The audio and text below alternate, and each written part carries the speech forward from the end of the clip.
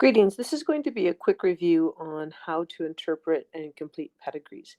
So you're going to have potentially four different types. So if you have an autosomal dominant pedigree, remember if it is a dominant, we're going to use capital letters to show that you have it. So you are either going to be, say, a capital, if we use A if for an affected allele. If I have a capital A, I'm homozygous dominant, or I can also have heterozygous. I am going to be showing this disorder either way. Okay, so if I am a homozygous dominant, those are the two genotypes. It is really important you understand that if I am homozygous dominant, every single one of my offspring will be affected. So majority of the time, if you have autosomal dominant, the real trick is to figuring out, are you going to be homozygous dominant or heterozygous? Is if they produce a child who is unaffected. Unaffected means that they would have neither capital. So a really quick way to sort of see this is if you have two affected parents producing an unaffected child, that means that these parents have to be heterozygous. Reason being is that in order for this offspring to not be affected, mom and dad both have to send a lowercase. So that's kind of a trick in determining if you are homozygous dominant. If you have homozygous recessive, okay, here's again a trick.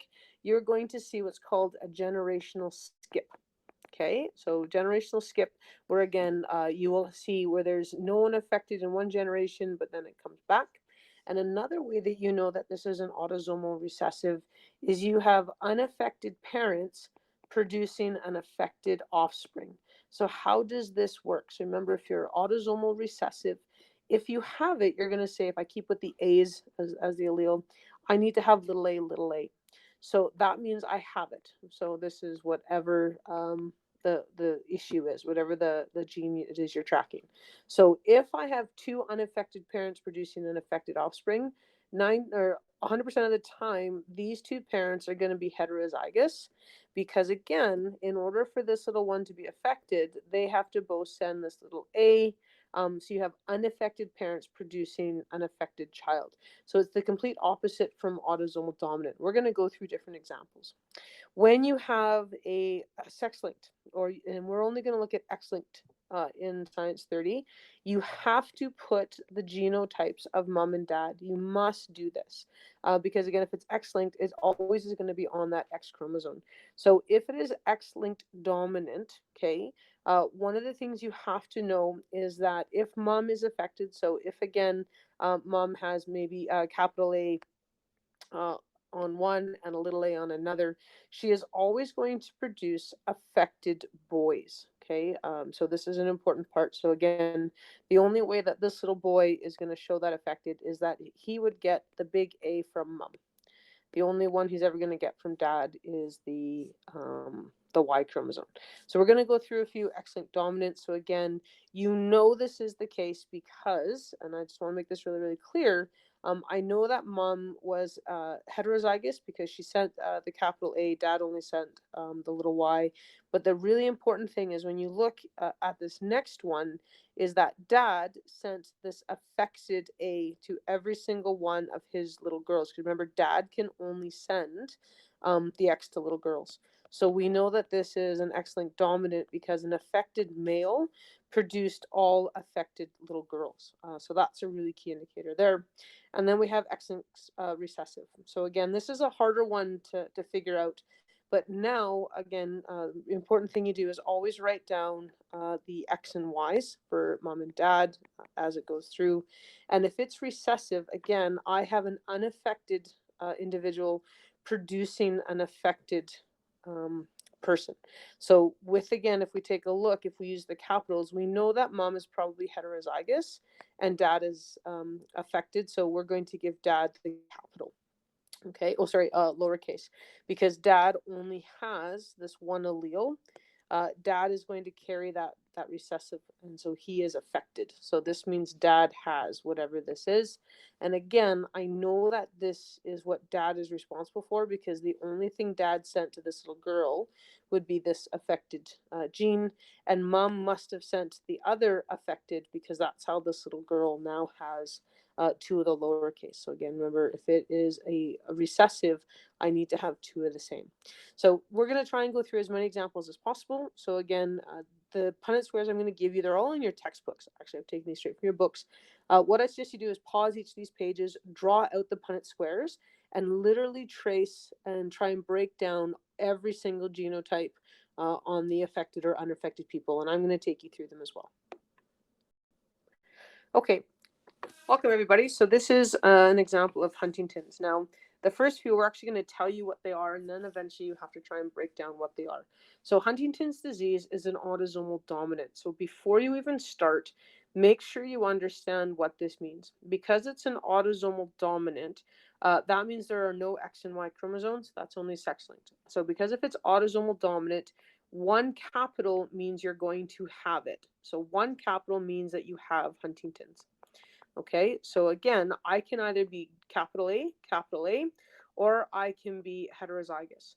So one of the things I do want to point out is that if you are homozygous dominant, you are going to have every child will be affected. Okay, and again, most of the time, you will never see this because if you are autosomal dominant for genetic disorders, you typically don't survive embryonic development. Okay, and it's very rare that you would have someone who's autosomal dominant. But we can check. So let's see if we can make it go through. So remember, shaded means you have it. So we know that sort of dad on generation number 1. So remember, this is generation 1. Dad has this. So we know he has at least one capital. Mom does not, so we know that she is lowercase. Remember, lowercase means that you are normal. Okay, so that's an important thing to write down. So dad, we have to figure out, is dad capital A, or is dad capital A, little a?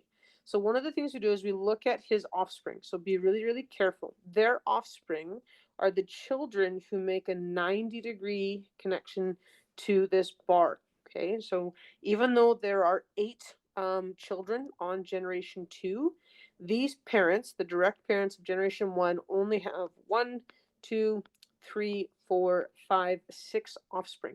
Okay, the other 2 shapes are people that their children married, so it's important you understand that. Okay, so just a quick review on how to interpret your pedigrees. So we need to figure out, dad, is he autosomal dominant or autosomal? Or is he heterozygous?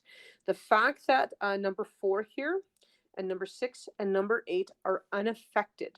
These are the sort of the links. These are the key shapes we would look for. Because they are unaffected, that means that they have to be little a. They have to be because they're unaffected, which means we have just solved the problem of what dad's genotype is. And I hope you can kind of see it with me. So we know that same mom sent one of these. She's going to send one of these little A's to these kids, which means dad has to send the other one. Now, if he is autosomal dominant, he only could send a capital. But that can't be because they would have gotten this other little a from dad. So we have just figured out that dad is heterozygous because this is the one that dad sent. Okay, that would also make sense for offspring number 2 and 3. We know that dad would have sent big A and mom would have sent her little a. So we now know the cross or the genotypes of these other 2 because they are affected. Again, they're going to get the capital A from dad, but they're going to get the little a from mom. And then we can just sort of follow the rest of their pedigree. So if we now look at generation number 3, right? Again, we know that dad in generation number 3, he doesn't have it. He's going to have little a. And we know his wife, or the one person he had the children with, is heterozygous. Again, because you have an unaffected person producing an affected child. This is how you know you have autosomal dominant. It's kind of like the kicker. It's sort of the key part to this. So because I have unaffected children, that means we got the little a from dad, and mom sent her little a, hence why we get the unaffected. But I know that I have mom as a heterozygous because she sent that affected one, and it was simply probability. This little girl simply got the roll of the dice. She could have been just as lucky as her other siblings who got the recessive genes. Okay, so that's how you tear apart an autosomal dominant. Okay, so the next one, this is cystic fibrosis. We've seen this before with our Punnett squares, but let's see now if we actually can trace it. So this tells us in the diagram that this is autosomal recessive. So before you start, you have to see how we know this is autosomal recessive. So let's break this down. The first thing we need to figure out is this autosomal. So this means, again, is it sex-linked or is it on every type of normal body cell, or your autosomal? So take a look at the balance between your affected circles and your affected squares. Because these are equal, we're almost positive that this is going to be autosomal. That's number one. That's how you tell. And then we have to figure out, is it dominant or recessive?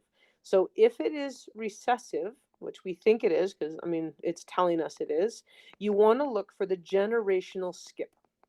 So is there a generational skip? There is. No one in generation 2, and again, only look at the individuals directly associated to the parents. This is a generational skip, so I know this is a recessive. So let's see if we can actually break down what these individuals are. So because we know this is an autosomal, because we have equal circles and squares, and we're pretty sure it's recessive, that means the affected person has to have 2 lower cases. So I'm just going to use A's. Just because it's easier for me to write capital A's and smaller A's. If you want to use a C, you can. Okay. So if you're little little a, this means you have cystic fibrosis. So they are affected. Then we have to take a look at the other individual. Are they going to be homozygous dominant, which is big A, which means they're normal, or are they going to be a carrier? We don't know what this is, so we have to look. Now, the fact, if you take a look, none of their children have this. We know that dad had to send at least one capital. He had to. So dad, and I'm going to try and maybe put this a little bit easier. We know that dad sent a capital A to every single one of his children because these kids don't have them. We know that mom only could send the little a. So we do know that. Okay. I can't tell you definitively that dad wasn't homozygous dominant or heterozygous. Now, the fact that all of his kids were unaffected, we're pretty sure he was probably homozygous dominant, but we cannot be for certain. Okay, the only way we could tell is if they produced an affected child. Okay, but let's take a look at the next generation, their grandchildren, so to speak. So if we take a look at their firstborn daughter, so that's right here, this is their firstborn daughter. Okay, let's take a look at the individual that she sort of married or had children with. So if we look at him, we know that he is normal, which means he is either big A, or big A, little a. We don't know which one, but we can pretty much figure it out pretty darn quick because we look at individual 4. Now again, mom, right here, we know she had to send the little a because remember, this is affected. And because it's affected, we know that dad had to have a little a to send. So we now know that dad on generation number 2 has to be heterozygous because he sent a little a to make an affected child. But lo and behold, he then sort of helped his other children because they were lucky enough to get the big A's. Again, we don't know what mom sent, right? We would have to see their next generation because we don't know if mom sent the big A or the little a. We don't know, and we would have to kind of wait to see what their children developed in order for us to really know that. So we can't be for certain unless we knew what these individuals, what they produce for offspring. So this is a bit of an unknown. So if you're not sure, we always write both until we have more proof or evidence with future generations. Okay, so this is a really good example because now you're on your own. Now you have, I don't give you, is this autosomal dominant or autosomal recessive, or is it sex-linked? So this is albinism. So if you're an albino, that means you are missing certain pigment in your skin. So you'd be excessively white, your hair would be white, and your eyes would kind of reflect a red color. You don't have red eyes, but it's essentially how the light is refracting through your eyes, and it's sort of like your blood vessels within your eyes that make it look like you have red eyes. So albinism, is this autosomal dominant or is it recessive? We don't know. Now, one of the first things we have to look at is it sex-linked or autosomal. So let's take a look. So remember, this is you going through sort of your checklist. So let's do your autosomal versus sex-linked. So this again is your circles to squares. So if we take a look, it seems that we have equal circle to squares. Because this is equal, we're going to exclude sex-linked. We know this is autosomal. Okay, so that's number 1. Then we have to figure out, is it dominant versus recessive? So if it is dominant, it's going to show up on every generation. Okay, so remember, if it's dominant, we're going to see it on every line. It's every generation. If it's recessive, it's going to skip. So let's take a look at what we have. Generation 1, there is an affected individual. In generation 2, we've got 2 directly affected. And in generation 3, we have an affected person. So even just looking at this, are we thinking it's dominant or recessive? I think it's looking dominant, but let's just double check, okay? If we take a look, and this is what a lot of you are going to do, the key to this is individual 4 and 5 on generation 2. They were not affected. This is the generational skip. Number 4 is unaffected, but their child is affected. This is a generational skip. Okay, so this is their grandchild down here. So it's really important you guys can see this. This is their grandchild. Their parents did not have it, but their grandparents did. So this is in fact a generational skip. So a lot of you are only going to look at the lines. I can tell you right now, this is a generational skip because I also know that albinism is autosomal recessive. So that's an important thing. A lot of you are going to make that mistake, is don't just look at all of the children. Take a look at the relationship to the affected versus non-affected. So we're going to make a guess that this is an autosomal recessive. So let's see if I can actually prove this to you. So if we think this is a recessive gene, because we think that there's a generational skip right here, I'm going to say that to have it, you have to have little a, little a. This means that you have albinism. Okay, that means if you're normal, you're going to have big A, that's normal. And if you are a carrier, you are going to be heterozygous. So this is, again, you would present as normal, but you would carry this recessive trait. So let's see if this actually works. So let's look at generation 1 and let's look at individual 1. We know they have it and we think it's autosomal recessive. So they're going to be big, little a, little a. Now we look at mom. Is she big A, little a, or is she homozygous dominant? We don't know. So let's take a look at her direct offspring. So remember, there's only 4 individuals here we can look at. Here's the really important part. Number 1 and number 4 are unaffected, which means they have to have big A's. Now this makes sense because mom in either category is going to have a big A. So is that the best way to look? No. Here's who you need to look at. Individual 2 and 3. These individuals we know have to have little a, little a. They have to, because that's how they're affected. Now we know they got one of them from dad. We know that, which means big red sticky moment, they had to get the other one from mom. So we know that mom is heterozygous because she sent that other one. Okay, so if we, and again, this is how I know this is an autosomal recessive, is I have an affected individual creating unaffected, or you could say that I have an unaffected individual creating an affected. Okay, so it's kind of an interesting way of looking at it. If we look at their second daughter, or individual number 4, or their 4th child, do we know what they are? Okay, so again, we know that dad had to give the little a, and we know that mom gave a capital A because she's unaffected. We already know that, right? We can see that. So mom sent the capital A. We now can see what dad was. So if we looked at individual number 5, again, is he big A, or is he also heterozygous? The fact that they produced an affected daughter tells us they both had to have a recessive allele. And that's how we know that this is autosomal recessive. You have 2 unaffected people right here producing an affected child, which means they both have to have that affective allele that we are now sending. Okay, so I hope that helps. This one's a little bit of a complicated one, but once you kind of identify those generational skips, it's a lot easier. Okay, here's the last one. So this is one where we don't know what this is. So we, again, take a look, go through your thought process. We have a 5 generational pedigree here. If we take a look at the 1st generation compared to the 5th generation, your job is to try and figure out what is the genotype of these people's potential offspring. So what is the genotype of generation 5? So let's break this down. Is this sex-linked or autosomal?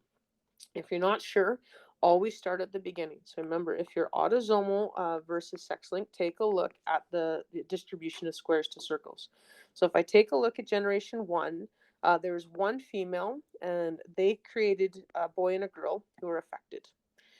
So again, it's still kind of equal. If we take a look at all of the circles to squares, affected circles, we have 1, 2, 3, 4. And affected squares, we have 1, 2, 3, 4. So it looks like we're fairly equal. So we're probably going to lean that this is autosomal, because we also don't have a father producing all affected females. So if we take a look at generation 3, they had a lot of kids. They had 1, 2, 3, 4, 5, 6, 7, 8 kids. But it seems to have an equal distribution, 2 girls and 2 boys. So pretty much guarantee that this is not sex-linked, or we would see a much bigger imbalance between the boys and the girls, which we don't.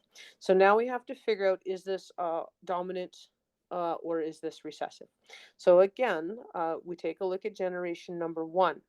When you start looking at dominant versus recessive, do we have a generational skip? So when we take a look, generation number 1, you have an affected individual, it's mom, and they produced two affected kids. If we looked at their offspring, it looks like we had someone who was affected. And if we look at the 4th generation, you also have affected individuals. So this is what we're looking at. We're probably looking at an autosomal dominant. And again, we can go through and check. So when we start at generation number 1, because we think this is autosomal dominant, I'm going to use E's and little e's because again, they're easier to see.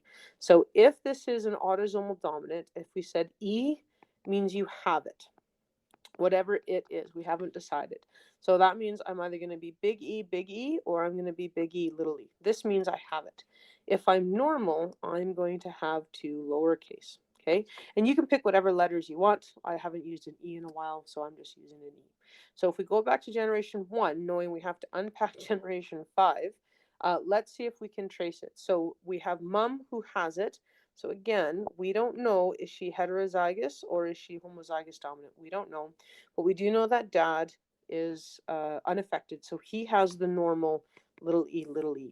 Now again, let's take a look at what they produced. If mom was homozygous dominant, every single one of her children would be affected, but they weren't. We had 2 unaffected kids. So we know that mom was not homozygous dominant because she would have produced affected kids. So let's see if we can now figure out the genotypes as we move through. So again, we know that mom is heterozygous. Why? Because she sent a normal gene to 2 of her kids. We know that because dad can only send a little e, but mom happened to also send little e's. So that's how we know mom is heterozygous. But unfortunately, to their second daughter, mom sent the big E, which means she has it. Okay, so that's an affected individual. So again, we can take a look now at generation number 2 and how this affected daughter, she married, obviously, the box. Again, we don't know is what happened after. So if we take a look, we know that dad has to be little e because he is normal. So again, let's take a look at their kids. Obviously, mom sent normal little e to their firstborn daughter, which was great. Dad would have sent the other one. But unfortunately, to the little boy, that's where mom sent the affected large one.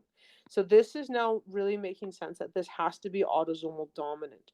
Now, when we take a look at the last one, again, we know that mom in generation 3 is unaffected, but this is where we now have an issue. So in generation 4, if we take a look at their firstborn daughter, okay, so we know that obviously dad sent the big E, mom would have sent the little e, but they then married someone who is affected. Now, we don't know if this gentleman was big E, little e, or was he homozygous dominant. We don't know.